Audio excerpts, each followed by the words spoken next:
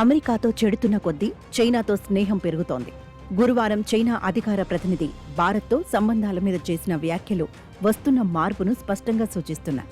భారత్ అభ్యంతరాలను గుర్తించడం, పొరపాట్లను సరిదిద్దుకోవడం, విశ్వాసాన్ని పెంచే చర్యలు చేపట్టడం గురించి ఆయన నిర్దిష్టంగా మాట్లాడారు.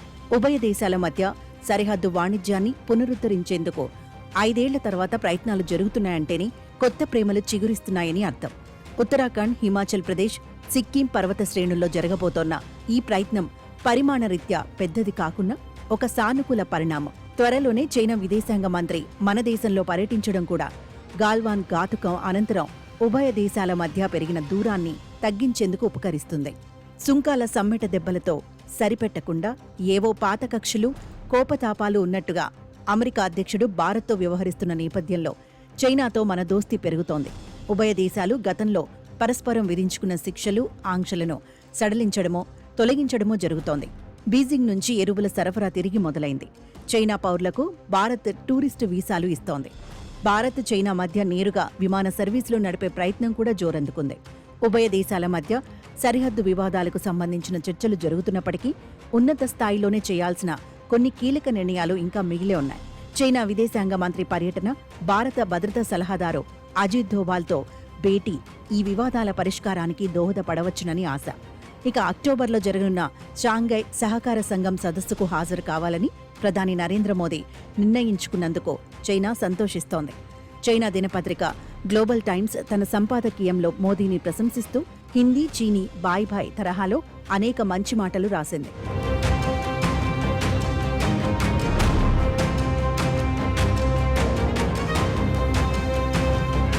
భారత్, చైనా మధ్య 5 ఏళ్ల పాటు కొనసాగిన ఎడబాటు ఇప్పుడు డొనాల్డ్ ట్రంప్ దయ వల్ల క్రమంగా తొలగిపోతోంది.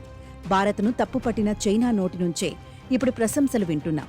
చైనాకు పోటీగా ఈ ప్రాంతంలో భారత్ను నిలబెట్టి బలోపేతం చేసి చైనా ఎదుగుదలను, విస్తరణ వాదాన్ని నియంత్రించాలన్న దశాబ్దాల అమెరికా వ్యూహాన్ని ట్రంప్ అతివేగంగా స్వల్పకాలంలోనే తలకిందులు చేసేశారు.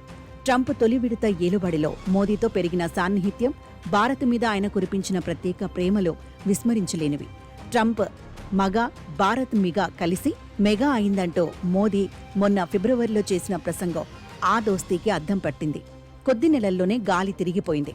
ఆపరేషన్ సింధూర్ను ఆపింది నేనేనని ట్రంప్ చెప్పుకోవడం, అవును నిజమేనంటూ పాకిస్తాన్ ప్రశంసించటం, ఆప్తమిత్రుడు మోదీ మాత్రం దానిని కాదనటం, 30 సార్లు అదే పనిగా చెప్పుకుంటున్నా అవునని తల్లూపకపోవడం తెలిసిందే.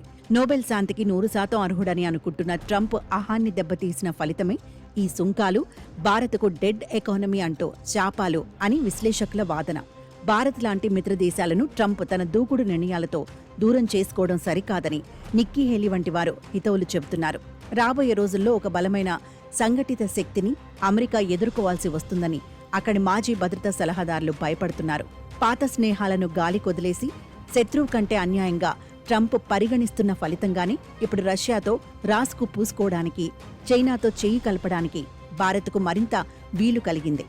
6 ఏళ్ల తర్వాత మోదీ చైనా పర్యటనకు సిద్ధపడటమే కాక పుతిన్తో టెలిఫోన్ సంభాషణ, ఆయన అక్టోబర్లో వస్తుండడం మార్పుకు నిదర్శనం. ఈ పరిణామాలన్నీ అంతిమంగా రష్యా, ఇండియా, చైనా త్రైపాక్షిక కూటమి పునరుద్ధరణకు మార్గాన్ని సుగమం చేస్తాయని అమెరికా మీద ఆగ్రహంతో ఉన్న విశ్లేషకుల నమ్మకం.